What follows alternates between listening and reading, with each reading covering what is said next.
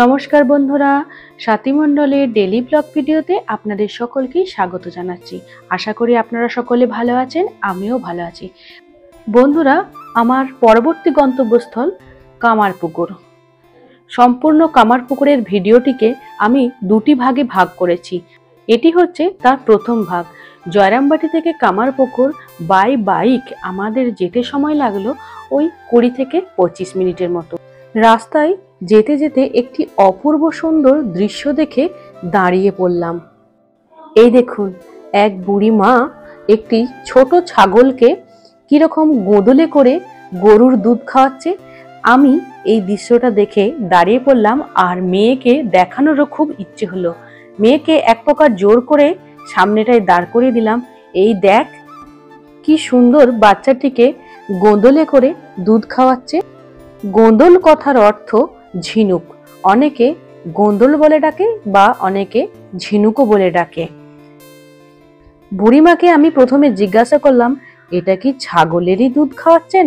মানে বাচ্চাটার মায়েরই দুধ নিয়ে ওই বাচ্চাটিকে খাওয়াচ্ছেন নাকি গরুর দুধ? ও মা, বুড়িমা বলল, না, ওর মাটাকে রাস্তায় পিষে মেরে ফেলেছে, সেই জন্য বাচ্চাটি তার মায়ের দুধ পান করতে পারছে না। সেই জন্য এই বুড়ি মা গরুর দুধ কিনে এনে গোদলে করে কি সুন্দরভাবে খাওয়াচ্ছে। দেখুন তো, আমার মেয়ে প্রথমে নামতে চাইছিল না, এখন জোর করে নামানোর পর ওর কাছ থেকে আর সরছে না। ও একভাবে দেখেই যাচ্ছে এবং আমাকে একটা প্রশ্ন করছে, মা, আমি যখন ছোট ছিলাম আমাকেও কি এভাবেই দুধ খাওয়াতে? হ্যাঁ, ও যখন ছোট ছিল আমি এই গোদলে করেই ওকে দুধ খাইয়েছি।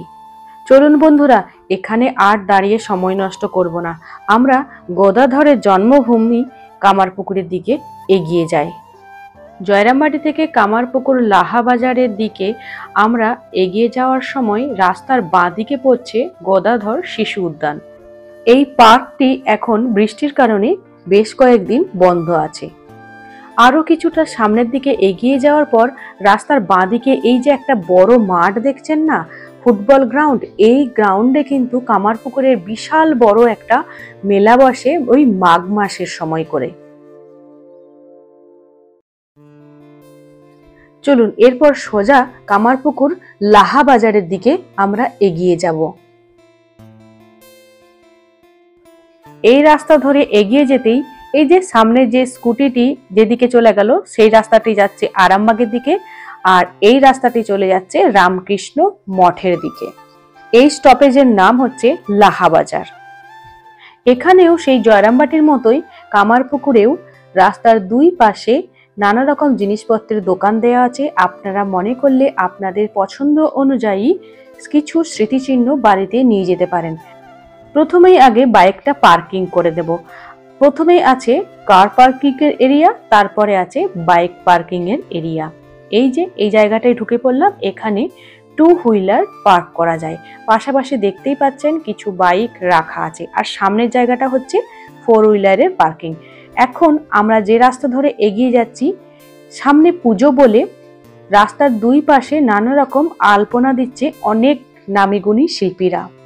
এত সুন্দর করে আলপনাগুলো দিচ্ছেন ওনারা, আমি একটু আপনাদেরকে দেখাই।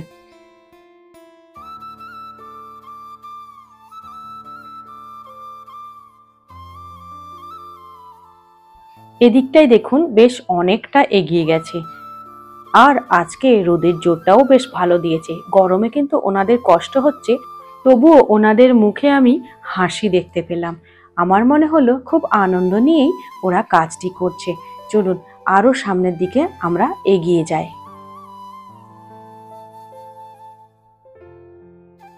ফাইনালি আমি চলে এসেছি রামকৃষ্ণ মঠের মেন গেটের সামনে। গেটের ঠিক সামনেই আপনারা দেখতে পাচ্ছেন একটা বড় করে আলপনা দেওয়ার চেষ্টা করছে অনেক ছোট ছোট ভাই বোনেরা। এই যে রামকৃষ্ণ মঠের মেন গেট, এইদিকেই হচ্ছে এন্ট্রি।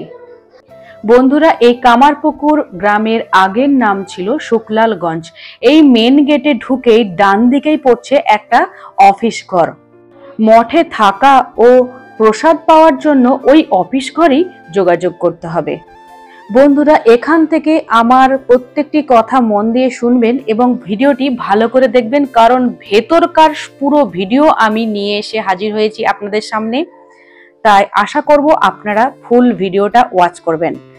জয়রামবাটির মতোই এখানেও ঠিক গেটের সামনে সিকিউরিটি দাদা আমার ভিডিও অফ করে দিতে বললেন, আমাকে কোনো পারমিশন দিলেন না, কিন্তু তা সত্ত্বেও আমি খুব সতর্কতার সহিত কিছু ভিডিও করে ফেলেছি, সেটাই আপনাদের সামনে নিয়ে আসলাম। এখন আমি মেন মন্দিরের দিকে এগিয়ে যাচ্ছি। এটি হচ্ছে রঘুনাথ মন্দির। ঠাকুরের বাবা ক্ষুদিরাম বাবু তাদের কুলদেবতা রঘুনাথকে এই মন্দিরে প্রতিষ্ঠা করেছিলেন, আর এই মন্দির থেকে জ্যোতি বেরিয়ে এসে চন্দ্রামণি দেবীর শরীরে প্রবেশ করে গর্ভসঞ্চার হয়ে 1836 খ্রিস্টাব্দের 17 ফেব্রুয়ারি গদাধরের জন্ম হয়। মন্দিরে ঢুকেই প্রথমেই একটা বিশালাকার আম গাছ দেখতে পাবেন, আর এই আম গাছটি 169 বছর আগে ঠাকুর নিজের হাতে লাগিয়েছিলেন। এখনো এই গাছটিতে প্রত্যেক বছর কিন্তু আম ধরে, আর গাছটি সুন্দরভাবে পুরো মন্দিরটিকে যেন ছায়া প্রদান করে যাচ্ছে। এই যে দেখুন গাছের নিচের দিকের অংশটা। মন্দিরের ভেতরের দিকে দুর্গাপুজো উপলক্ষে অনেক জায়গায় প্যান্ডেল তৈরি হচ্ছে, কারণ অনেক জায়গায় নানা রকম অনুষ্ঠান হবে এবং প্রসাদ খাওয়ারও অনেকটা জায়গার প্রয়োজন আছে। 1951 সালে রামকৃষ্ণ মঠের সন্ন্যাসী ও রামকৃষ্ণ মিশনের সদস্যরাই এই মঠটি তৈরি করেছিলেন। চলুন এরপর আমরা ঠাকুরকে একটু দর্শন করে আসি। যার জন্য এত দূরে দৌড়ে দৌড়ে আসা, তাকেই আগে দর্শন করি। অসম্ভব রকমের বুকে ভয় নিয়ে আমি ভিডিও করেছি, তাই ক্যামেরা কিন্তু বারবার নড়ছে। আসলে আমি কিভাবে ফোনটা ধরেছিলাম আমিই জানি, কোনো মানুষ বুঝতে পারেনি আমার শাড়ির ভেতরে ফোন ছিল, সেভাবেই আমি ভিডিও করেছি। আর খুব একটা আশা করি ভিডিও খারাপ হয়নি। দাঁড়ান, কাছ থেকে গিয়ে আমি ঠাকুরকে আপনাদের দেখাচ্ছি। এই যে দেখুন, ঠাকুরকে দর্শন করুন প্রাণ ভরে মন ভরে। বন্ধুরা ভিডিও যদি ভালো লাগে প্লিজ চ্যানেলটা সাবস্ক্রাইব করে পাশে থাকবেন, তাহলে আমি আরো আগ্রহ পাই আগামী দিনে ভালো ভালো ভিডিও বানানোর। চলুন আমি নিজে প্রণাম করছি, সেটাও ক্যামেরাবন্দি হয়ে গেছে আমারই অজান্তে। এখন এই যে মন্দিরটি দেখছেন, এখানে আগে ছিল ঢেকিশালা, আর এই ঢেকিশালাতেই গদাধরের জন্ম হয়েছিল। তাই এখন সেই ঢেকিশালার উপরই গদাধরের ঠাকুরের মন্দিরের পাশেই যে মাটির ঘরগুলি দেখছেন, এখানেই ঠাকুরের জন্মের পর ছেলেবেলা ও কামারপুকুরের থাকার দিনগুলি কেটেছে। কামারপুকুরের জমিদার লাহাবাবু দান করা প্রায় 1 কাঠা জমির উপরেই ঠাকুরের বাবা ক্ষুদিরাম চট্টোপাধ্যায় এভাবেই কুঁড়ে ঘরগুলি তৈরি করে থেকেছিলেন।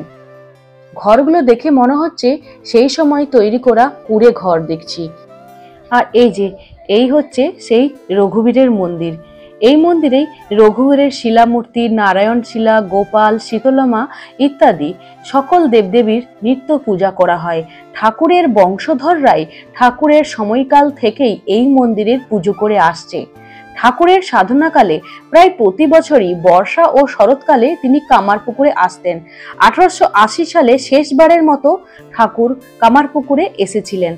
ঠাকুরের স্ত্রী মা সারদা দেবী ঠাকুরের মৃত্যুর পর কামারপুকুরে অনেক দিন কাটিয়েছিলেন। বন্ধুরা এখন যে ভিডিওগুলি আপনারা দেখছেন, এটি হচ্ছে পুরো মন্দিরের ভেতরের দিকের অংশটি আমি দেখালাম। আশা করি আপনারা বুঝতেই পারছেন। এদিকে দেখুন আমার মেয়ে খালি ঘুরে ঘুরে দেখছে আর আমাকে প্রশ্ন একের পর এক করেই যাচ্ছে। 1951 সালে ঠাকুরের এই জন্মভিটেতেই শ্রী শ্রী রামকৃষ্ণ দেবের মন্দিরটি প্রতিষ্ঠা করা হয়েছিল। এদিকে দেখুন ঠাকুরের নিত্য প্রয়োজনীয় জিনিসগুলি পরিষ্কার করে কেচে কুচে আবার কিরকম শোকাতেও দিয়ে রেখেছে। দেখুন এই সমস্ত জিনিসগুলি ঠাকুরের নিত্য প্রয়োজনীয় জিনিস। চলুন এরপরে আমরা বাইরের দিকে একটু বেরিয়ে যাই। চলুন আরো একবার রঘুবীর মন্দির এবং ঠাকুরের সেই পুরনো বাড়িগুলি পুরো ক্যামেরাটা একটু ঘুরিয়ে আপনাদেরকে দেখাই। চলুন এই মন্দিরটি থেকে বেরিয়ে আগে প্রসাদ খাওয়ার লাইনে গিয়ে আমরা দাঁড়াই। এদিকে আমার হাজবেন্ড আমাদের 3 জনের জন্য 3টি কুপন কেটে এনেছে। এখানেও কিন্তু প্রসাদ খাওয়ার জন্য নির্দিষ্ট কোনো মূল্য ধার্য করা নেই, যার যেমন ক্ষমতা সে সেটাই এখানে দেবে, এখানে কোনো জোর করা হয় না।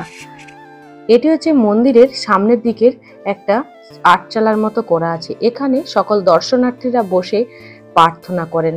চলুন এখন আমরা দাঁড়িয়ে পড়েছি প্রসাদ খাওয়ার লাইনে।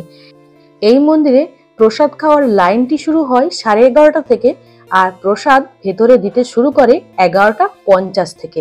এই যে লাইন দেওয়ার গেটটি খুলে দিয়েছে, এরপর অহনা দৌড় লাগাবে মেন গেটের সামনে গিয়ে প্রথমেই দাঁড়াবে বলে। পিছনে পিছনে আমিও যাচ্ছি ভিডিও করতে করতে। এরপর আমরা প্রসাদ খাওয়ার হলের সামনে গিয়ে দাঁড়াবো। অহনা মনে করেছে ওকে এখনই খেতে দিয়ে দিবে, তাই ও দৌড় লাগাচ্ছে। আর এদিকে ও আমাকে বলেই চলেছে ওর নাকি খুব খিদেও পেয়ে গেছে। এমনিতেও ওর খিদে ঘন ঘন পেয়ে যায়, আর অনেকক্ষণ হলো খাবারও খেয়েছে। এই দেখুন একটু পরেই কেমন দৌড়াতে শুরু করে দেবে দেখুন। ও মনে করছে একেবারে ডাইরেক্ট খাবারের টেবিলে গিয়ে বসে যাব, কিন্তু না, খাবারের হলের সামনে গিয়ে আবার 5 থেকে 10 মিনিটের মতো আমাদের সকলকে আটকে দেবে। এই যে 1 নাম্বার গেটের সামনে এসে আমাদেরকে দাঁড়াতে বলল।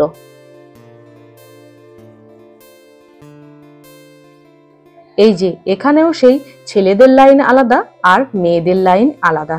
ছেলেদের লাইনটা পাশেই আছে, আর এটা হচ্ছে মেয়েদের লাইন।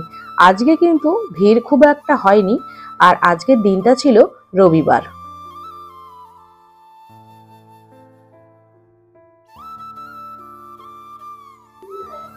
এদিকে হাতে আমি 2টি কুপন নিয়ে অপেক্ষা করছি কখন গেটটি খুলবে। আমার মেয়ে আবার ভালো করে কুপন দুটি আপনাদেরকে দেখিয়ে দিল।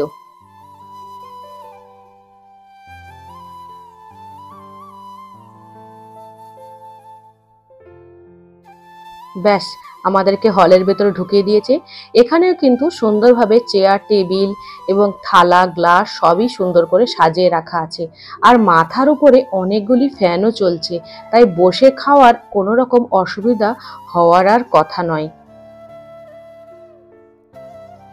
দুপুরের প্রসাদ পেট ভরে খাওয়ার পর মন্দির থেকে বেরিয়ে রামকৃষ্ণ মঠের গেটের ঠিক উল্টো দিকে আছে হালদার পুকুর, আর আমরা পৌঁছে গেছি সেই হালদার পুকুরের একেবারে ঘাটে। আর দেখুন কতগুলি ছেলে কি সুন্দরভাবে সাঁতার কাটছে। আমি আমার হাজবেন্ডকে বলছি আমি যদি পারতাম এক লাফ দিয়ে জলে ঝাঁপ দিতে, আমি কিন্তু পুকুরটার এপার ওপার করে দিতে পারবো, কারণ আমি বেশ ভালোই সাঁতার কাটতে পারি।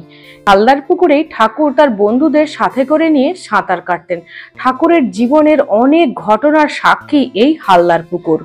এই পুকুরের জল খুবই পরিষ্কার, কোথাও কোনো রকম নোংরা আমি দেখতে পেলাম না। আর এখন নিয়ম করে দিয়েছে এই পুকুরে কোনো রকম কোনো জামা কাপড় কাচা চলবে না, আর কোনো রকম কোনো বাসনপত্রও ধোয়া চলবে না। এই পুকুরের পাশেই আছে পান্থশালা, ওখানে সময়সীমা লেখা আছে, আপনারা মনে করলে কিছুটা সময় ওখানে বিশ্রাম নিয়ে যেতে পারেন।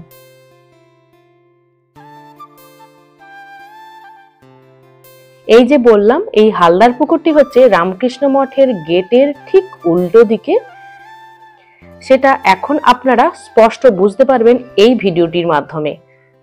চলুন আমরা এখন মেন রাস্তার দিকে এগিয়ে যাই, যেখানে ওই গেটের সামনে যে বড় করে আলপনাটা দেয়া হচ্ছিল ঠিক সেই জায়গায় আমরা এগিয়ে যাব। বন্ধুরা আজকের ব্লগটা আমি এখানেই বন্ধ করব। কামারপুকুরের কোনায় কোনায় ছড়িয়ে আছে ঠাকুরের স্মৃতি বিজড়িত অনেক জায়গা। আগামীকাল সেই জায়গাগুলিকে নিয়ে আমি উপস্থিত হব আপনাদের সামনে। ততক্ষণকে সকলে ভালো থাকবেন, সুস্থ থাকবেন, সাবধানে থাকবেন। দেখা হচ্ছে নেক্সট ভিডিওতে। Tata, by.